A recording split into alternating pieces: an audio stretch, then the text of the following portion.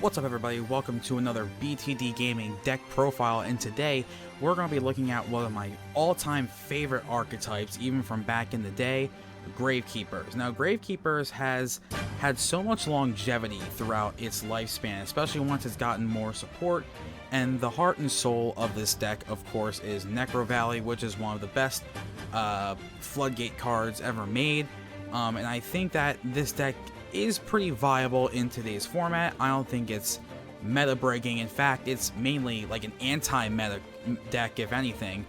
You know, I wouldn't call this a meta deck, but it's still a nice rogue strategy to do to catch your opponent off guard. Again, the whole goal of this deck is to stop your opponent in their tracks, get rid of cards in their hands, not allow them to use effects in the graveyard. Get certain monsters out, control the board, control the pace of the game, and then eventually win. So let's go through the card by card here, and we have the Dragoon engine, so we have Dark Magician and Red Eyes Black Dragon, along with Red Eyes Fusion and Red Eyes Dark Dragoon. This deck synergizes, or this engine rather, synergizes really well with this deck, considering Dragoon is a spellcaster, and you can get effect monsters on the board pretty easily for your Anaconda play to get Dragoon out. And Dragoon also has a negate, and it can also deal a lot of damage to your opponent, which automatically makes this deck a lot better to give you more an offensive game. Alright, because you're going to be spending a lot of the game controlling your opponent's board, so you're going to want that big guy boss monster out there to eventually deal damage. I think Dragoon fits this deck really well. If you want to try Destiny Hero Phoenix Enforcer or Destroyer Phoenix Enforcer, go for it. But I like Dragoon in this particular build. Next we have Gravekeeper's Commandant. It searches for Necro Valley. It's also a good card to get back out onto the field thanks to Headband, but we'll get to that later. So Commandant is pretty simple. Discard it, and you get your Necro Valley, and next thing you know, you have Necro Valley in your hand.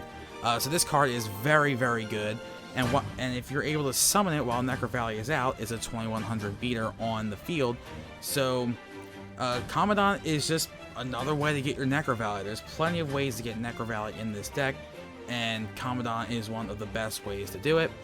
Next we have Gravekeeper's Spiritualist.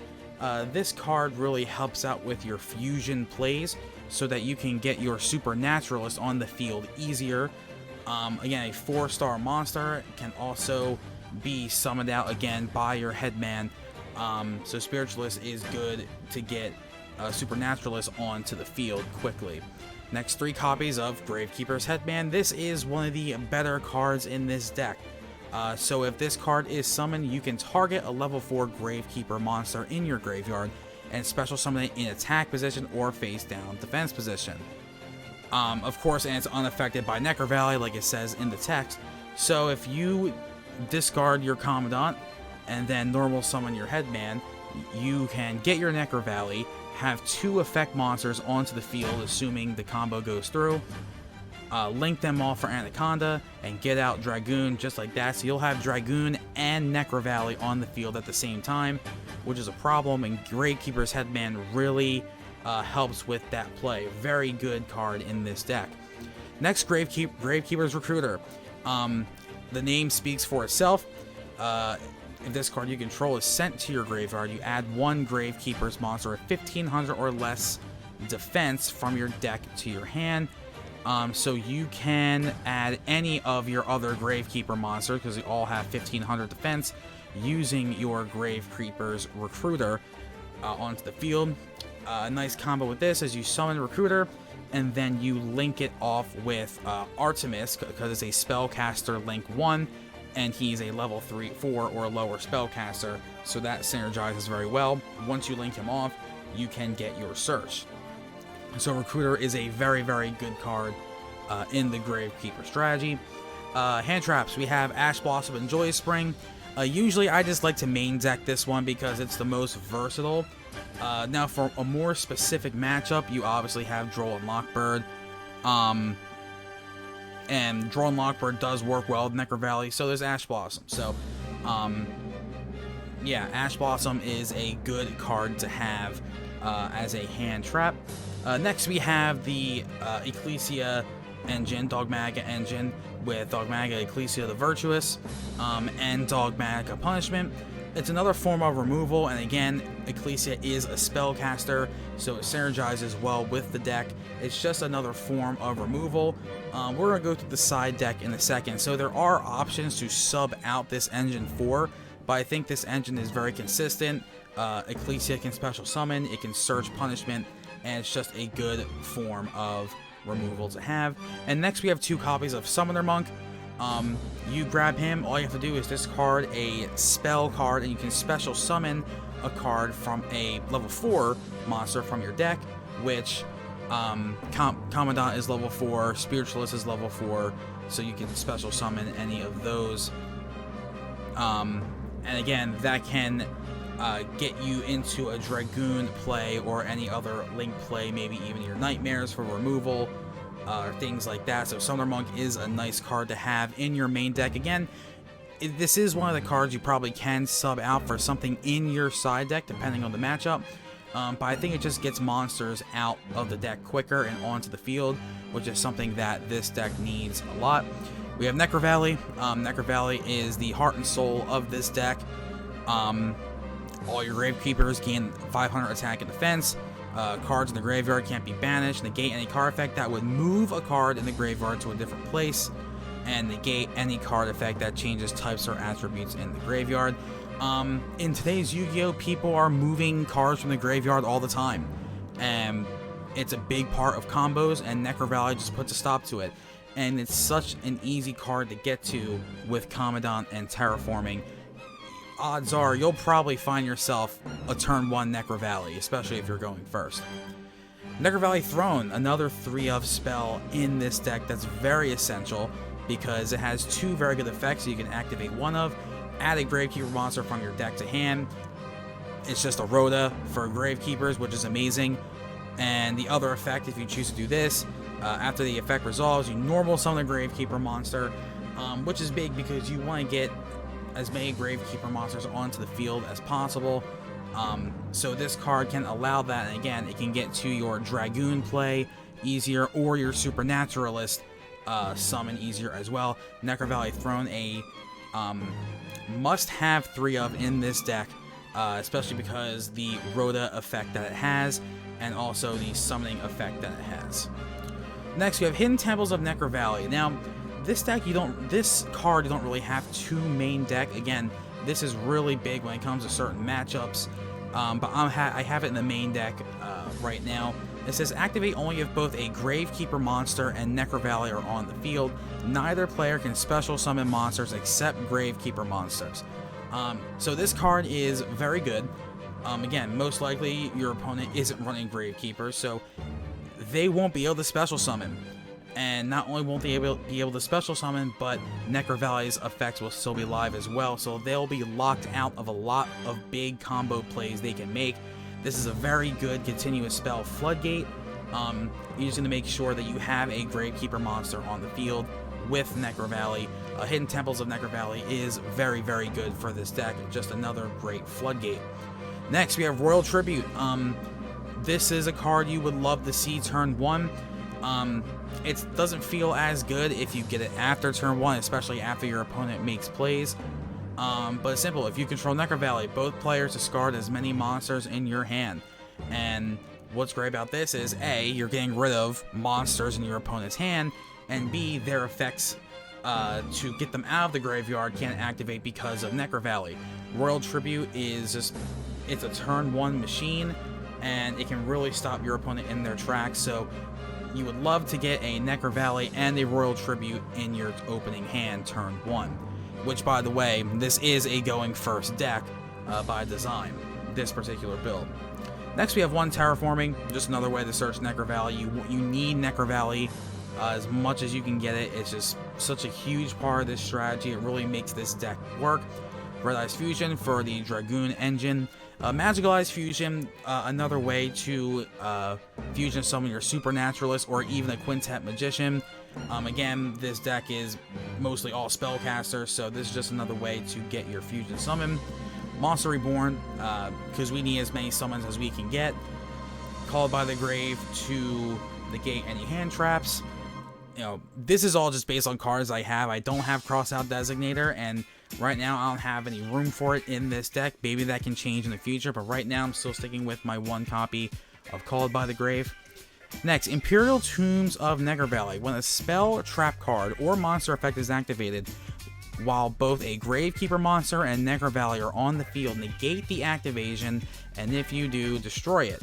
You can only activate one Imperial Tombs per turn. So this is almost like a Solemn Strike, essentially. You just need to, instead of paying life points, you need to have Necro Valley and a Gravekeeper monster on the field, which you most likely will have. So just another form of negation for this deck. I run two of them. Necro Valley Temple. This is almost a Necro Valley specific metaverse in a way. So first of all, your opponent's monsters lose 500 attack and defense, while your monsters gain 500 attack and defense for Necro Valley, right? And then you can activate one Necro Valley directly from your hand or graveyard. If this card is in your possession destroyed by an opponent's card effect and sent to your graveyard, you can set one Necro Valley spell trap directly from your deck, except for Necro Valley Temple. So this is just another way to consistently keep your Necro Valley on the field, where if they remove it, you have another way to get it back onto the field if you don't have another copy. And then we have two copies of Dogmatic Punishment, form of removal, to go with our Ecclesia. Next, the extra deck. Now, this deck isn't extra deck reliant, but there are some key cards in the extra deck that you want to see out onto the field. First, Red Eye's Dark Dragoon. Again, this card is just a powerhouse and works very well with this deck. One copy of that. 3 copies of Gravekeeper's Supernaturalist. Now, what's interesting about this is a 2000 attack, 2000 defense, and gains attack and defense equal to the combined original levels of materials used for its fusion summon by 100. Alright, this card, while Necro Valley is on the field, it cannot be destroyed by card effects, which is really good. It has some protection there. During the main phase, you can activate this effect. So you need to activate this effect during the main phase. Alright, that's important. During the end phase of this turn, you can add one Gravekeeper monster or one Necro Valley card from your deck to your hand. So you get this guy on the field, he has protection, he can gain attack points based on his fusion materials, and he can search Gravekeepers or any Necro Valley card from your deck and add to your hand. Gravekeeper Supernaturalist is a card you really want to get on the board to increase the consistency of the deck.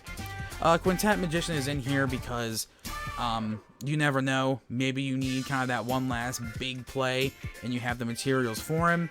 But you're not going to see it that much, but it's still not a bad include. You can probably sub it out for something else if you really want to. Elder Entity and Entis, or however you say it. I only have one copy of it. You might be able to replace the Quintet with another Elder Entity, but again, it works with the Dogmatic engine, where you send this card from your extra deck to the graveyard, and you can pop another card from your opponent's side of the field.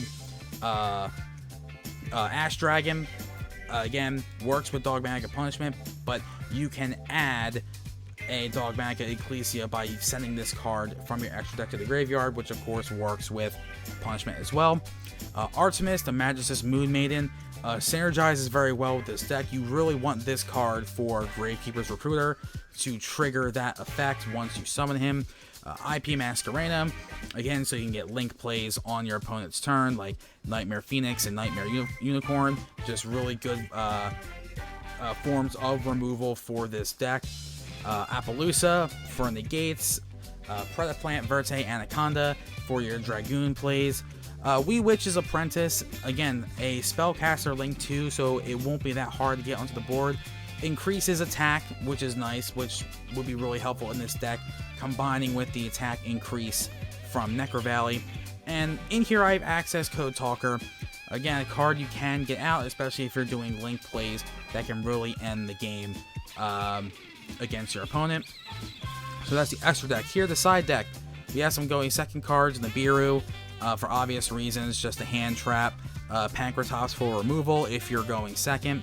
We have Draw and Lockbird. This is very matchup dependent. I know this card works very well against decks like Drytron, so you can, if you want more hand traps, you can side out the Ecclesia package. You can sub out Summoner Monk, maybe cards like Monster Reborn even, to find room for more hand traps if you need them. One copy of Regeki removal. Same thing with Harpy's Feather Duster, a must include in the side deck in my opinion. Dark Ruler No More, again for going second if your opponent activates a big board with a lot of effects and negations. Infinite Impermanence, another hand trap.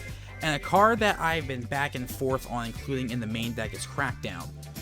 Again, it's more of a control strategy. So essentially, you activate this card and you take control of a monster from their side of the field onto your field. They just can't attack. Just a good form of removal. It gives you another resource for any link plays as well. So Crackdown, again, if you're not feeling the Dogmatica engine, or if you're not feeling Temples of Necro Valley, if you don't think you need that, or Summoner Monk, Crackdown is a very good option to side in, especially if you are going first. So I would say including Crackdown in your main deck and going first is even good, but I just couldn't find room for it for this build. I do find myself siding it in, so maybe I'll main it in, but I still wanted to include Crackdown in this deck as well. So this was our Gravekeepers 2021 deck list. This is again a archetype I've loved for a long time, and it's cool that it's still viable. It's still a playable deck. It's even a big anti-meta deck if you really think about it, and it can really catch your opponent off guard. So we're going to show some gameplay of the deck in action, and I hope to see you on the next one. Later.